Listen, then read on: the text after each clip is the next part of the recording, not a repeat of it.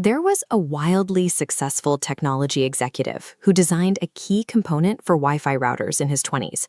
He carried a stack of $100 bills several inches thick, and he was known to hand his friends thousands of dollars in cash to go buy heavy gold coins. Then they would stand by the Pacific Ocean and skip them across the water like rocks, just to see whose went the furthest. When he shattered a $500 lamp at a hotel, he handed the manager $5,000 in cash to stop talking to him.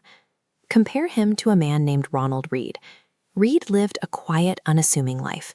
He swept floors as a janitor, he pumped gas, and drove a used car. You might guess how this ends. The tech genius eventually went completely broke. Ronald Reed, the janitor, died with a net worth of $8 million. We are taught to treat money like a physics problem. We assume it is a hard science governed by strict math, perfect formulas, and high intelligence. The reality is that financial success is a soft skill. How you behave with your money matters much more than your raw intellect.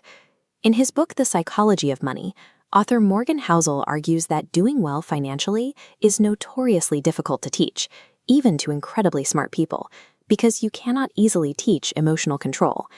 People from different generations and economies learn wildly different lessons about how the world works. No one is crazy for how they handle their paycheck. But to actually build lasting wealth, you have to adopt a specific set of rules that run completely counter to human intuition. The first rule is the paradox of visibility. Wealth is what you don't see. We tend to judge financial success by the information right in front of us. We see the luxury cars, the massive homes, and the vacation photos on Instagram. But the truth is, true wealth consists of the cars not purchased, the first-class upgrades declined. Wealth is the financial assets that have not yet been converted into the visible stuff you can show off. This chart shows how that internal struggle looks on paper. Your income is fixed, but your spending is driven by your ego. The empty space left in the middle, your savings, is simply the gap between your income and your ego. Accumulating it requires suppressing the urge to impress others today. Then we have the illusion of effort. We assume that making money requires constant action. We picture stressed traders surrounded by monitors, executing complex sector bets and reading economic cycles. But the math of compounding dictates that the vital financial skill isn't making brilliant trades. It's simply surviving over time without getting wiped out. Warren Buffett's fortune stems from a simple, often overlooked fact. He has been a consistent investor for 3/4 of a century. He started as a child, allowing the math of compounding to work for over 70 years. The most powerful action to build wealth is the highly counterintuitive act of shutting up, waiting, and letting time do the heavy lifting. The third rule is that being reasonable beats being rational.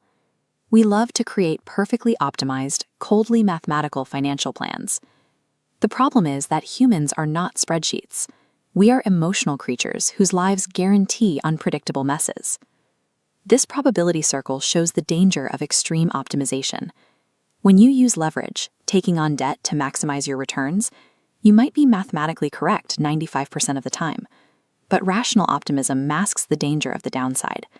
Because when you inevitably hit that 5% chance of failure, leverage pushes a routine risk into total financial ruin.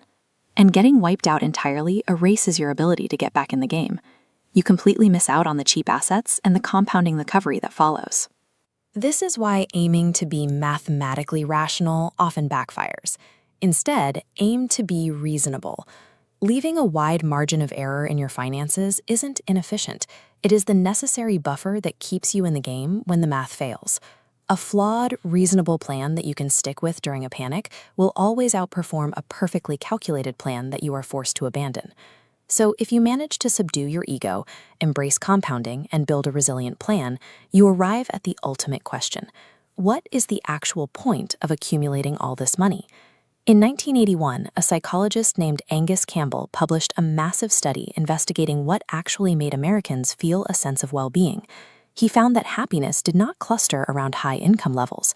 It didn't track with living in a certain geography, and it certainly wasn't tied to having more material goods than the neighbors. What consistently drove well-being were things like quality friendships, a deep sense of purpose, and having unstructured, uninterrupted time to spend with loved ones.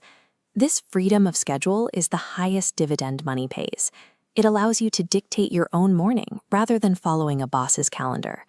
The real reward for mastering the psychology of money is the autonomy it provides. By prioritizing behavior over status, you gain the ability to own your own time.